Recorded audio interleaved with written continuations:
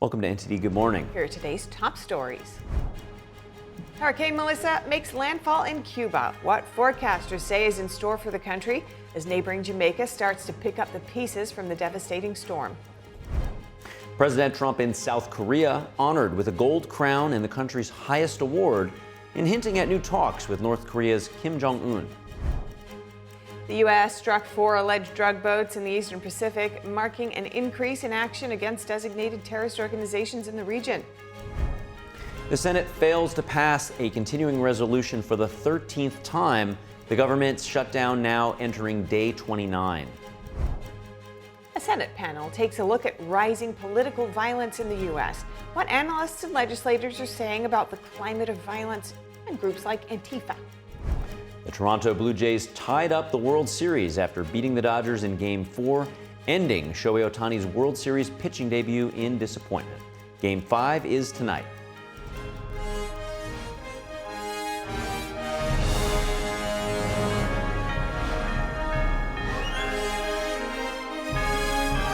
This is NTD Good Morning, live from our global headquarters in New York City. Here are Stephania Cox and Carrie Dunst. Good morning, and thanks for joining us.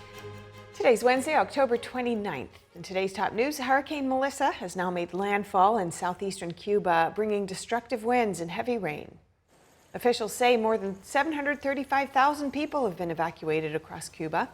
Authorities are warning of flash flooding, mudslides, and up to 12 feet of storm surge from the now Category 3 storm. And in Jamaica, at least 7 people are reported dead. Officials say infrastructure was severely compromised after Melissa made landfall as the island's strongest storm on record. More than 500,000 Jamaicans remain without power, and hospitals and schools across the country have suffered significant damage. Officials say relief operations are now underway and that they'll make sure incoming aid reaches affected communities. NTD's Christina Corona tells us more. Hurricane Melissa hit southwestern Jamaica near New Hope around 1 p.m. Eastern Time Tuesday with 185 miles per hour winds, the strongest to strike the island in over 170 years. In Jamaica's Manchester Parish, heavy rain and strong winds have torn off roofs, down utility poles, and flooded streets. The hurricane could bring 15 to 40 inches of rain to part of the island, along with life-threatening storm surges of 9 to 13 feet along the coast. Authorities reported that about 800 shelters are open, with 382 currently housing nearly 6,000 people. The UN announced Tuesday they are mobilizing aid to the Caribbean. WFP is coordinating a sea lift operation from Barbados, carrying supplies from the World Food Program, the International Organization for Migration, and UNICEF. An airlift of some 2,000 relief kits is also planned for deployment once airports reopen and the weather conditions permit flights. Christina Corona, NTD News. And President Trump is in South Korea today, meeting with President Lee Jae Myung and other key regional leaders. NTD's Daniel Monahan has highlights from his trip and speeches. Air Force One flew over Mount Fuji on its way to South Korea. Fighter jets were an escort as the president headed to a full day of meetings.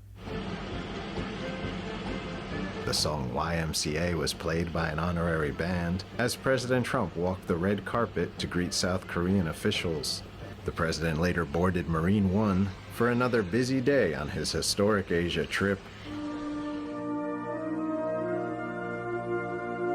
The Star-Spangled Banner played for Trump as he stands in salute.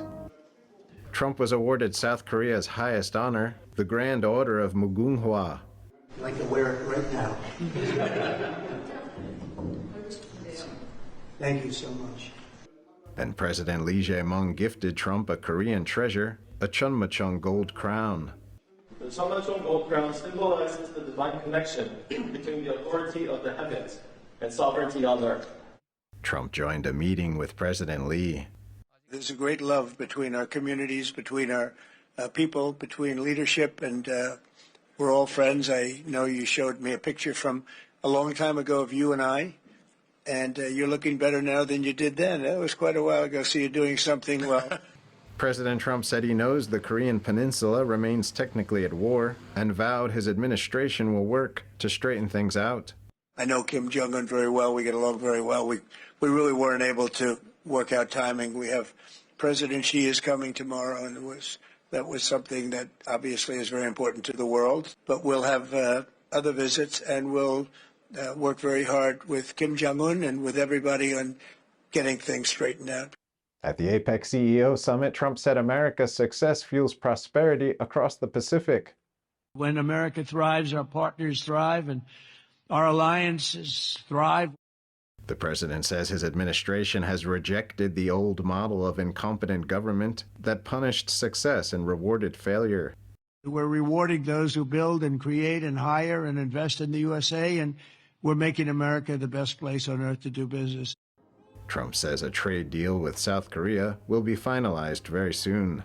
On social media, the president addressed speculation about a meeting with Canadian Prime Minister Mark Carney, saying, quote, "For those asking, we didn't come to South Korea to see Canada." Trump's arrival in South Korea came about 90 minutes late, following North Korea's announcement that it had test-fired a new cruise missile earlier in the day. The president downplayed the launch, calling it just one more missile from Kim Jong Un, and emphasized his good relationship with the North Korean leader.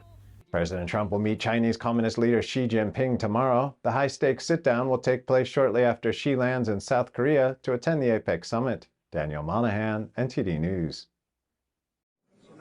President Trump also attending the APEC dinner in South Korea. He's set to meet with Chinese regime leader Xi Jinping, as we've been hearing, tomorrow. And War Secretary Pete Hegseth is in Japan today. He described the relationship between the U.S. and Tokyo as critical in keeping both countries safe and responding to threats from communist China.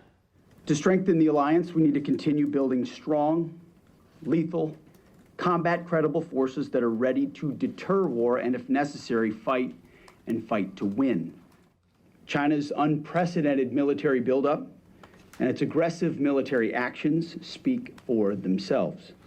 That's why President Trump's peace through strength agenda is so important. We don't have to stand here and tell Japan what it needs to do, because we both look out at the world and see the threat of a Chinese military buildup, and we see the threat to free people. And we have to defend our own countries and stand alongside each other. And so I think President Trump does an incredibly good job, better than anyone else on planet Earth, of bringing alongside other countries and saying, let's do this together. Hegseth also called for an early implementation of Japan's plan to increase defense spending.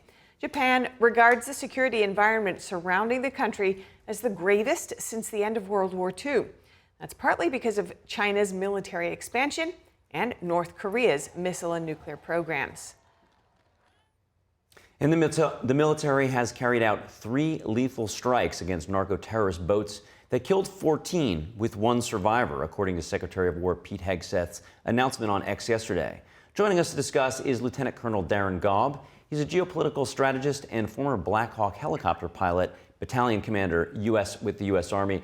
Darren, it's good to see you. To kick off, this is a much different strategy than under any other presidential administration, even Trump's own first term. So your thoughts in this new strategy on directly taking out these narco boats?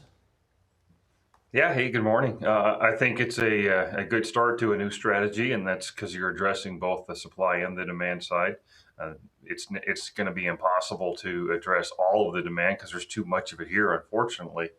But if you don't address the supply, the narco profiteers and the cartels and all that system, that architecture, then you're never going to ultimately win this war on basically the poisoning of America and the profiting of all these different these groups in both Colombia, Venezuela, Mexico, and places like that. So I think this is a great start. It's a good strategy, and the videos themselves are messages to the cartel leaders who are going to keep trying it as long as there's a whole bunch of money involved. And hopefully this will end it somehow, but I'm happy to see that we're sending all of this stuff to the bottom of the ocean. Yeah, now you have the military taking the front of line, assisting the Coast Guard and the DEA, and the designation of these groups as terrorists, similar to Al-Qaeda and ISIS. That's an analogy Hegseth has been using frequently. How does that change the paradigm of organized crime, seeking to take advantage of the U.S. versus if they were not designated terrorists? Well, being designated terrorists allows the ability of the United States, the president, different agencies to bring all the different whole of government approach agencies into this fight, not just the DEA or the Coast Guard, and at times because they could be overwhelmed by the sheer volume of what's happening, because this is a state-sponsored and funded action against the United States, facilitated by Venezuela and Colombia, Mexico, and the cartels there. And by the way, China, who provides the predominant of the precursors to make fentanyl and things like that. So it's going to take a rather large state-sponsored counteraction, which is exactly what Trump and the Department of War is doing right now, turning this into what it needs to be, because in essence, this is a significant invasion of America that's been happening for decades, and it's never been successful doing what we were doing. So it's time to do something new. And for now, I'm very happy to see us destroying as much of the demand and the drugs and those people who are on the high seas as possible. There's too many people dying in America from all these drugs. Now, you brought up something very interesting. Obviously, they're the adversarial regimes like Maduro's and what's happening in Colombia. Trump's going to speak tonight to Xi, our tomorrow morning. But you mentioned Mexico, and clearly a friendly country in many respects. So how does that play out necessarily in countering the factions or the currents within Mexico that lead to, flooding drugs into the country? Yeah, and the first is recognizing the fact that the cartels are not the Mexican government, even though those cartels significantly influence the Mexican government. And frankly, along the border of northern Mexico, they dominate, they control things. I've lived in southern Arizona in the past, and it's just one of those things that became obvious and well known, that the Mexican government really did not affect a lot of things that were along that border.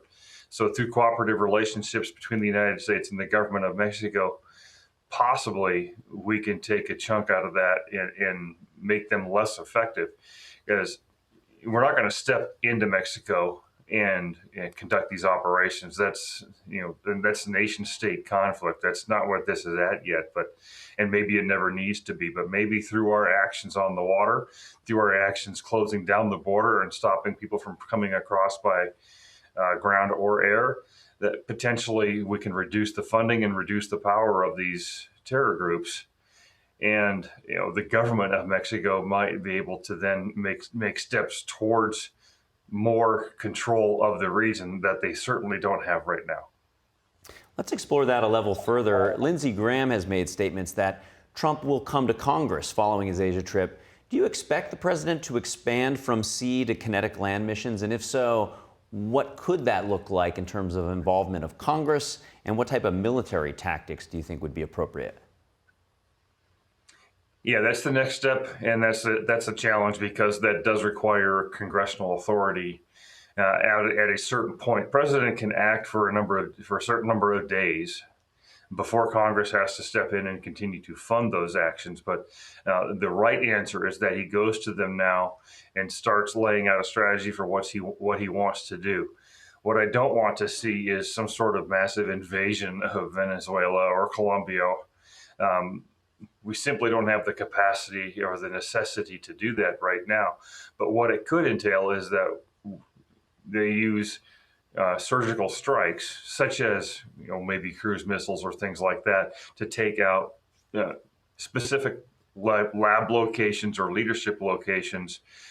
And we've already heard the reports of public record about CIA assets moving into Venezuela to be able to identify those. So that's a significant step and escalation of what this war on drugs could look like, but it has to engage the Congress. It cannot just be through sheer presidential authority. That's just not how our country runs. And it appears like that's where we're coming to a head potentially in the next days or week. Appreciate your analysis this morning. Good to see you, Lieutenant Colonel Darren Gaub. Yeah, you too. Thank you. And President Trump has reacted to Israeli strikes on Gaza during the ongoing ceasefire. He told reporters aboard Air Force One that the ceasefire was not at risk and that Israel has a right to respond to aggression. As I understand it, they took out an Israeli soldier was just, I just heard about it a little while ago. They killed an Israeli soldier, so the Israelis hit back, and they should hit back. When that happens, they should hit back. No, nothing's going to jeopardize. You have to understand, Hamas is a very small part of peace in the Middle East. They said they would be good, and if they're good, they're going to be happy, and if they're not good, they're going to be terminated. Their lives will be terminated. Hamas has denied responsibility for the attack that killed the Israeli soldier. The terror group says it remains committed to the ceasefire. Health authorities in Gaza operating under Hamas said the latest Israeli strike caused heavy casualties. The strikes followed a statement by Prime Minister Benjamin Netanyahu's office saying he had ordered immediate, powerful attacks. The Israeli military did not immediately comment. Up ahead, a Border Patrol chief has been ordered to wear a body camera after being accused of using tear gas on protesters without proper cause. Homeland Security officials argue that protesters were throwing rocks. Stay with us for the update. And a Senate committee zooms in on political violence in the U.S. What lawmakers and analysts are saying about the rising tide of ideologically driven violence. We'll have that and more. We'll be right back.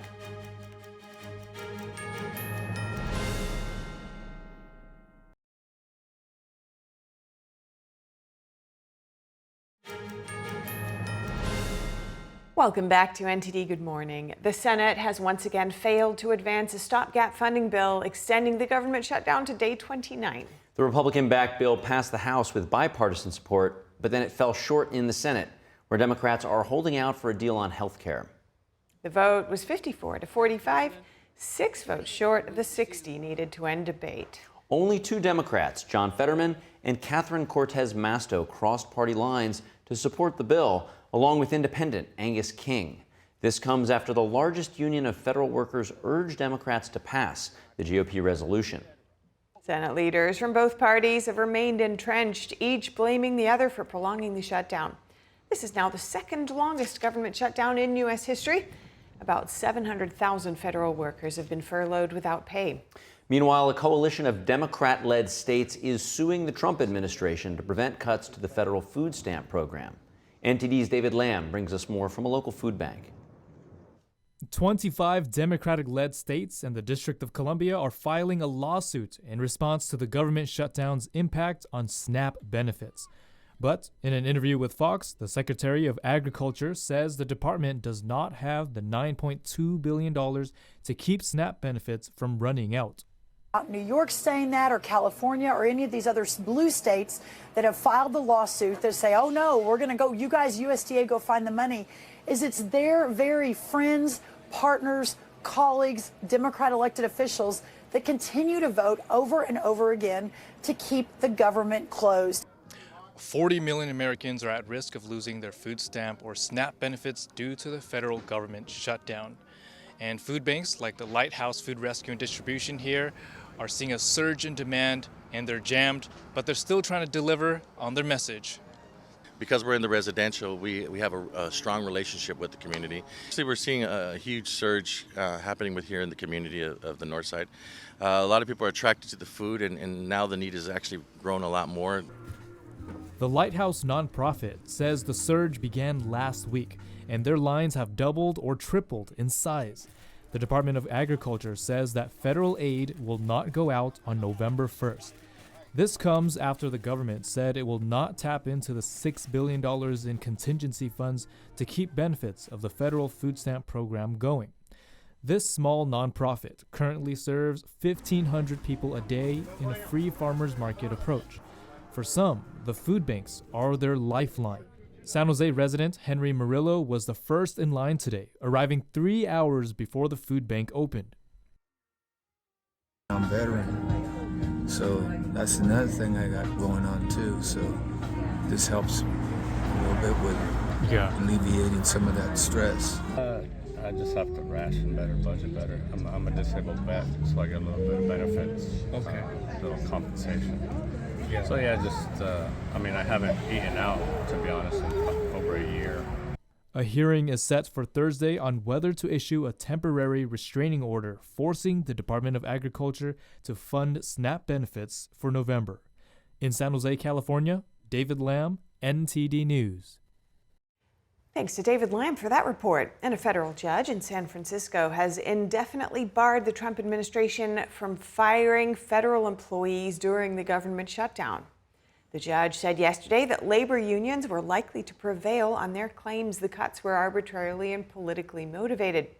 The order bars the firings while a lawsuit challenging them plays out. Labor unions argue the firings were an abuse of power designed to punish workers and pressure Congress. Lawyers for the government say the court doesn't have the authority to hear challenges related to personnel and that Trump has broad authority to reduce federal workforce. Up next, when to use tear gas on ICE protesters, a debate playing out in court in Illinois.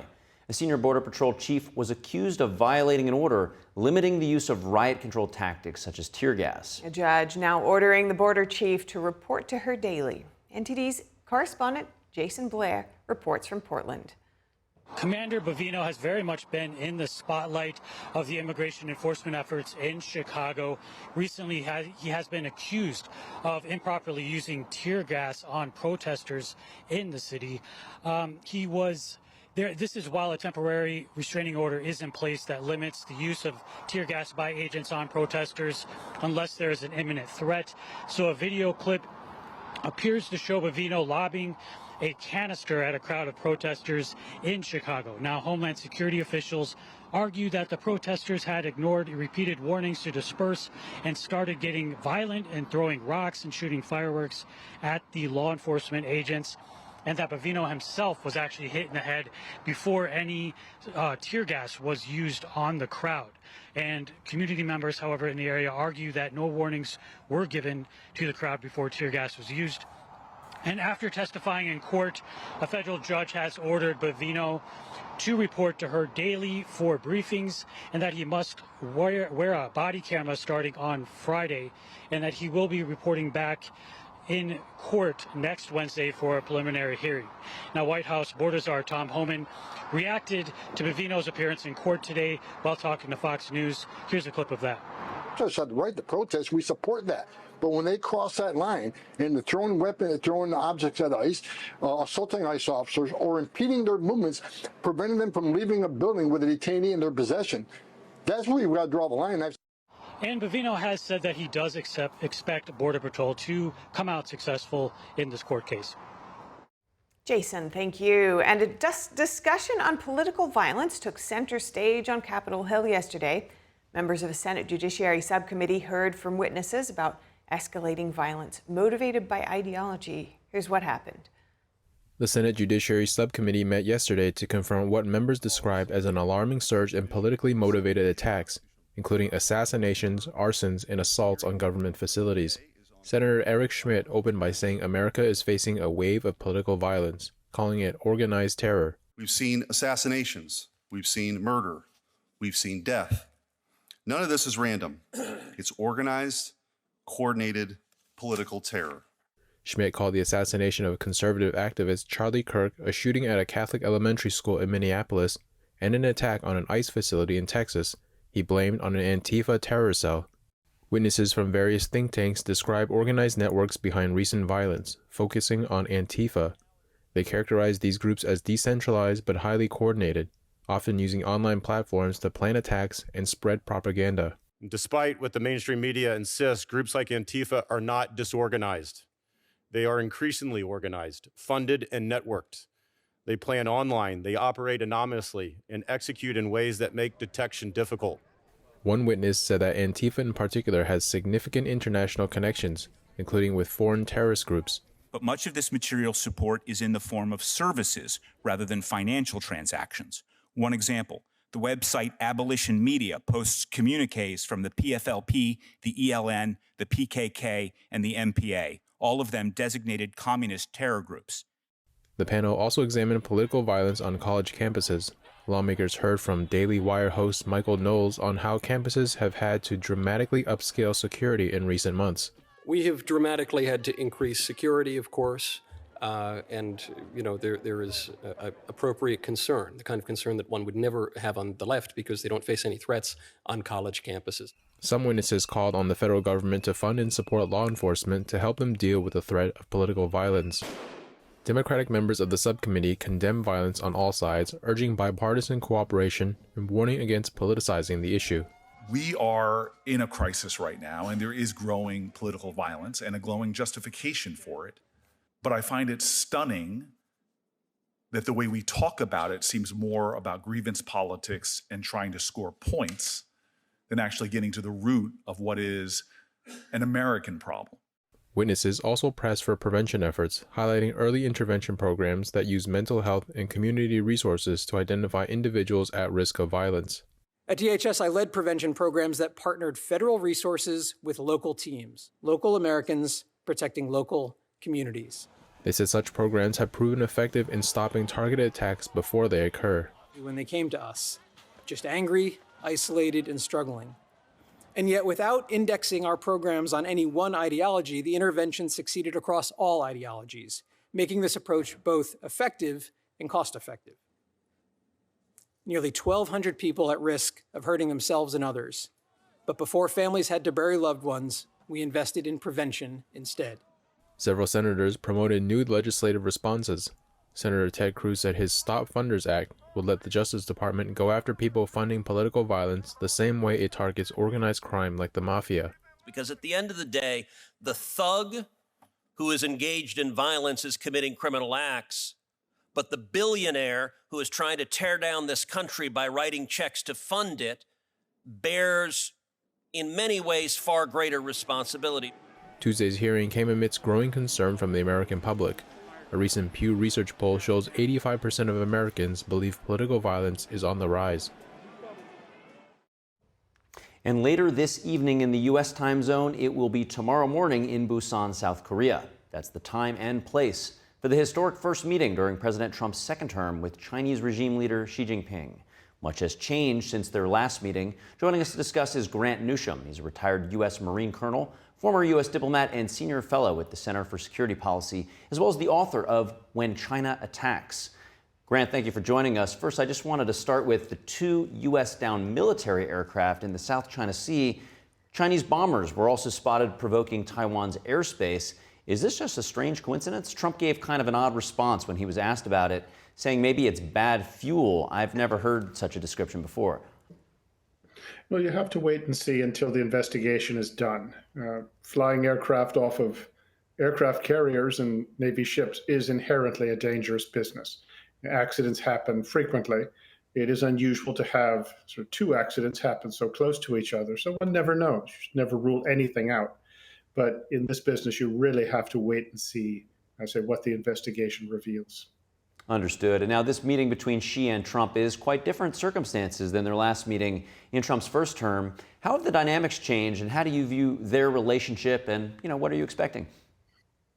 Well, they say it's a good relationship, or at least Mr. Trump says it is. I don't think it is. Xi Jinping's objective is clear. He may not say it all the time, but his objective is to dominate the United States, if not destroy it. He said that the Chinese system and the free world system, the American system, both cannot survive. It's one or the other. So it may look cordial on the surface, but underneath it's not a very good relationship. It's different this time because the Chinese have a stronger hand to play, actually, and they're playing it, and that's unusual. It's the first time it's ever happened. They have this chokehold over rare earth materials, which U.S. industry and the free world's industry really are dependent on. We spent 30 years plus getting addicted to the Chinese supply, and now Mr. Trump is supposed to fix it in about a day or two. Now, this is going to take a little time, but the Chinese are using that pressure they have, and it has forced the Americans to back off from things they would otherwise like to do to deal with the China threat.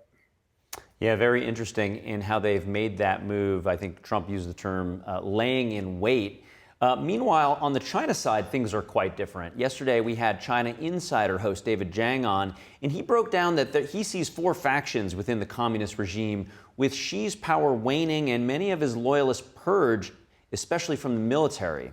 And the Epoch Times' Eva Fu described the rise of Xi's childhood acquaintance and now rival, General Zhang Yuxia, vice chairman of the Central Military Commission. Yet despite the power grabs, David explained that the regime's factions are all united in its will to survive, have the regime survive, which becomes harder as Chinese people become more educated and somewhat westernized. So seeing that your book is called When China Attacks, how does the meeting with Trump and Xi affect these various factions and specifically to their military posture? Well, I think you've had a continuous sort of buildup of Chinese military strength over the last 30, 40 years, regardless of what the economy does, regardless of what factional infighting there has been. And that's, if you focus on that, you will see that their military and their defense capabilities have steadily improved to the point that they are alarming. So while you have in a regime like the Chinese one, you always have factions and people who really hate each other. And there's plenty of hatred of Xi Jinping, particularly for the crackdowns that he's done on the rival factions. But I think at the end of the day that they do sort of align in the sense that they're not going to go after Xi Jinping and the fundamental Chinese objective, which is ultimate regional, then global domination. That doesn't change. So that is continuing to go forward. And while Mr. Trump and Xi Jinping may talk, all that's doing is sort of releasing some of the pressure on this trade front, which is very much a war. It's part of the larger unrestricted warfare that the Chinese have been waging against us for 30 years plus. And I'd like to get your thoughts on how that correlates to the Russia war. Well, it's in China's interest to keep that war in Ukraine going, and they've said so. Said it very clearly just a few months ago. Because it distracts the United States, it distracts Europe, it keeps them from focusing resources and attention on the Western Pacific, on China in particular. So China's happy to have it happen. China has been providing solid, strong support for Russia since day one. That was suppressed for a couple of years of the Biden administration. But without that support, the Russians would have a very hard time prosecuting this war or prosecuting it the way they have. So China is fundamental to providing Russia with the support that it needs to keep fighting. They're glad to have that go on. And nothing has really been done to pressure China for this aid that they have given the Russians. It's been understood for a long time, but as I said, nothing much has been done. Yeah, quite interesting. And we've seen Trump and Hegseth do a tour around the Asia region, Japan, Malaysia. Though now in host country, South Korea, I did want to ask you about how South Korea might be slightly different from some of those other allies, despite our very strong trade ties. Well, the fundamental difference is the Lee Jae Myung administration in South Korea that took over in June. They don't like the United States. Lee Jae Myung himself has said Americans are an occupying force. He congratulated the Vietnamese recently for having defeated a foreign military, which refers to the United States. He talks about the sort of submissive attitude that Koreans have to have because Americans are there. So fundamentally, there is no love for the United States. There is an affinity for North Korea and the Chinese system, if you can imagine that.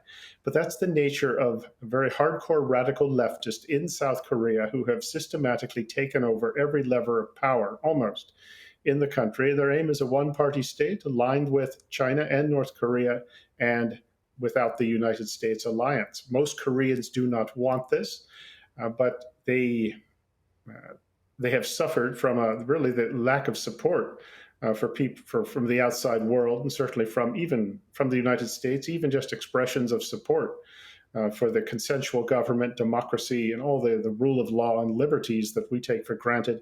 And in Korea, religious organizations and pastors are being targeted and persecuted, and several prominent ones have been put in jail on trumped-up charges. So while the South Korean government and the Americans and Mr. Trump, they are having a meeting, you can see there's an iciness to it that doesn't exist elsewhere. And that does reflect, unfortunately, the fundamental leanings of the South Korean administration. Such an interesting analysis. When you just see the sound bites and the photos, you may not pick up on that. Appreciate you breaking it down for us. Colonel Grant Newsham, great to see you. Well, thanks for having me. And coming up, chickens, drag queens, and pumpkins. A protest targets California State Senator Scott Wiener. A women's rights group says his policies are putting women at risk. We're going to have that and more. We'll be right back.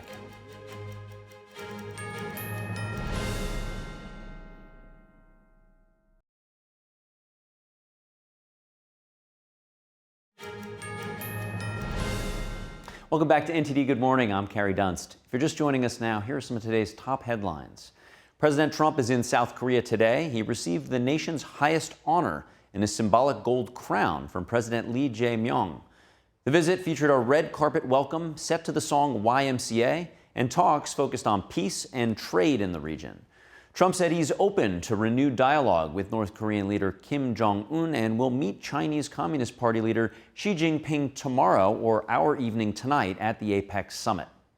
The Senate failed another vote to advance a stopgap funding bill extending the government shutdown into day 29 today. The vote was 54 to 45, 6 votes short of the 60 needed to end the debate.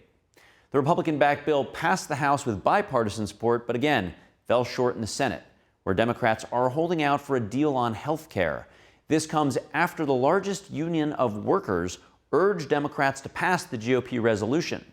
A coalition of Democrat-led states is also suing the Trump administration to prevent cuts to the federal food stamp program. And Hurricane Melissa has now made landfall in southeastern Cuba, bringing destructive winds and heavy rain. Officials say that more than 735,000 people have been evacuated across the country. Authorities are warning of flash flooding, mudslides, and up to 12 feet of storm surge from the now Category 3 storm. In Jamaica, at least 7 are reported dead, and more than 500,000 Jamaicans remain without power, with critical infrastructure across the country suffering significant damage. And the U.S. has now confirmed a total of 12 strikes against drug smuggling vessels in the U.S. Southern Command Area of Operations and the Secretary of War, Pete Hegseth, confirmed that the U.S. conducted 3 strikes that struck 4 smuggling vessels in the Eastern Pacific that killed a total of 14 alleged narco-terrorists. U.S. military presence in the region is exerting pressure on the Venezuelan regime of Nicolas Maduro, whose regime provides financial support to other regions, such as the 2 socialist and communist dictatorships, Cuba and Nicaragua. Those are this morning's top headlines. With that, Steph, over to you. Thank you, Carrie. And chickens, drag queens, and pumpkins. A colorful protest against the policies of a California state senator recently unfolded in San Francisco. The group Women Are Real held its 4th consecutive October demonstration at State Senator Scott Weiner's annual Pumpkin Festival. NTD's Daniel Monahan has more on the protest, which comes as Weiner launches his run for Congress. The theme of Saturday's protest in San Francisco was Senator Weiner, Chicken on Women's Safety. The organization Women Are Real was founded in San Francisco in 2022. Are Real. We're a nonpartisan coalition of women in California. We were founded about 4 years ago, and we're a diverse coalition of athletes, lesbians, Democrats, Republicans, parents. So we all believe that women deserve single-sex spaces. The protests were held at Noe Valley Courts in San Francisco. We are pro-women's rights and pro-child safeguarding. Women Are Real says State Senator Weiner's legislative record is putting women in harm's way. He was the primary author on a bill that allows any man to walk into the California DMV and get an ID that says that he's female, a California state ID. This ushered in an era where any man can walk into a female locker room. Right now in Stonestown YMCA in San Francisco, there is a man, fully intact man, naked, almost every day for hours. Women Are Real representative Jane Burns says the same scenarios are playing out in spas and schools. Young girls and teenage girls are having to undress for PE in their locker room with boys present. And that, I think the Democrats want to say that this is a culture war issue, but for parents, this is like a day-to-day issue. We have been, I'd say until very recently, very progressive lefties. This is the Women Are Real group's 4th annual protest of Senator Scott Weiner's Halloween Pumpkin Festival. This year, they decided to highlight several bills that he has sponsored or helped pass. One was from 2021, SB 132, which allows fully intact male inmates to self-identify into women's prisons. The other bill that we highlighted was from 2022, SB 107. That law allows California to ignore child custody agreements. If the minor comes from out of state and wants to get cross-sex hormones or wants to have a mastectomy, California will ignore the parental rights in that case and allow that child to have those cross-sex hormones or those mastectomies. Burns says there is a humanitarian disaster happening a few hours' drive from LA or San Francisco. We have women locked in cells with convicted male rapists, fully intact, convicted. This is not Iraq. This is not Afghanistan. This isn't Gaza. This is a state-sanctioned rape basically happening just a few hours from where a lot of us live. Senator Scott Wiener has a different view. We also work very hard to protect LGBTQ people who are under assault right now, as you can see today. Wiener called the protesters anti-transgender activists who are part of the movement to erase and dehumanize trans people. A panel of drag queens gave out prizes to kids with the most creative or scariest pumpkins. I'm a liberal. I want to live in a society where people are allowed to have the type of entertainment that they want if they're adults. However, I think for children, why not have, drag queens one year, but why not have firefighters the next year, or librarians, or some other type of hero for children to look up to? The women don chicken costumes because they say Wiener lacks the courage to meet with them. And I think if we can sit down and talk to Senator Scott Wiener and explain these issues, we can bring lesbian members, athletes, parents. We can say, look, we want to work with you, and we can dress up like chickens and call you a chicken for not meeting with us, but we'd much rather sit down with you and meet with you. For now, though, the group plans to keep up the pressure through exercising their free speech rights and organizing other demonstrations. Women Are Real says those who want to help their cause can make changes in small ways. They say just having a talk with your friends over coffee and mentioning women's rights can push the issue forward one conversation at a time. Daniel Monahan, NTD News. Thanks to Daniel for that report. And just a note here, NTD did reach out to Senator Wiener's office regarding allegations that his support of transgender issues is putting women at risk and that he's unwilling to meet with the group Women Are Real. We've not received a response. And coming up, the Toronto Blue Jays even up the World Series after beating the Dodgers in Game 4, ending Shohei Ohtani's World Series pitching debut in disappointment. We're going to have that and more. We'll be right back.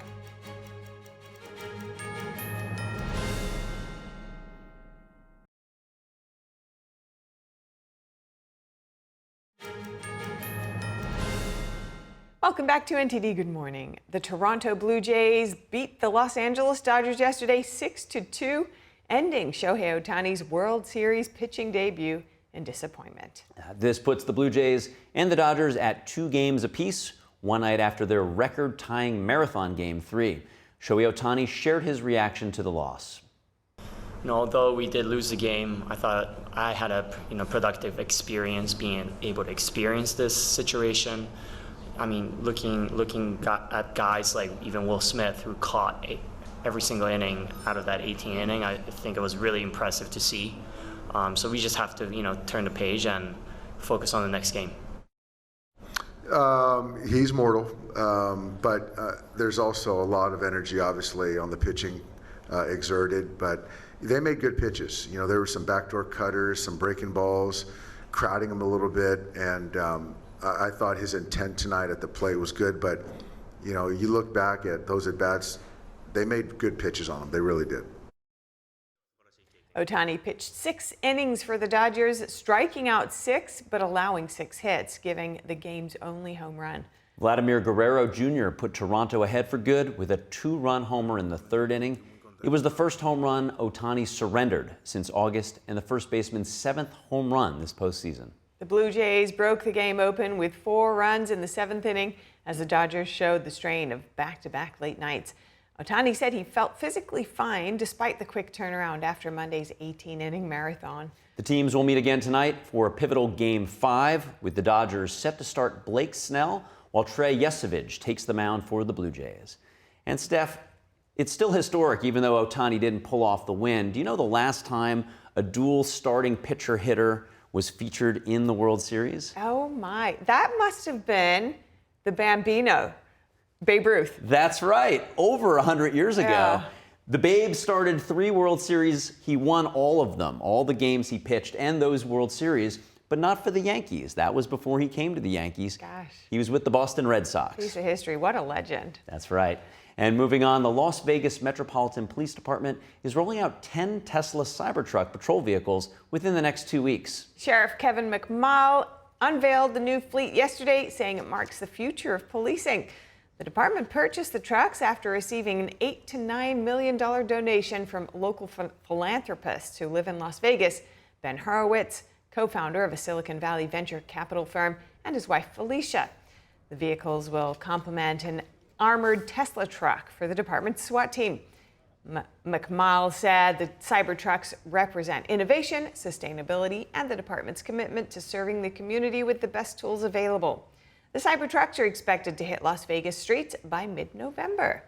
Well, there you go. In addition to all that, they just look cool as police cars, don't they? They really do take the reputation of policing to whole new heights, I feel like. It's certainly an imposing vehicle. Yeah. It almost feels better as like a police vehicle than just a regular car to go get your groceries in, right? It almost looks a little fun, to be honest. Okay. Well, I'm glad they're outfitted with the new gear. That's fantastic. That's it. Okay. So we're going to have to wrap up our show now, but be sure to stay tuned for NTD News Today at 10 a.m. Eastern, coming up shortly with Alice Tong. That's it. And for round-the-clock original news coverage, visit us at ntd.com or download our NTD app. Thanks for watching. I'm Stephanie Cox. I'm Carrie Dunst. We'll see you tomorrow.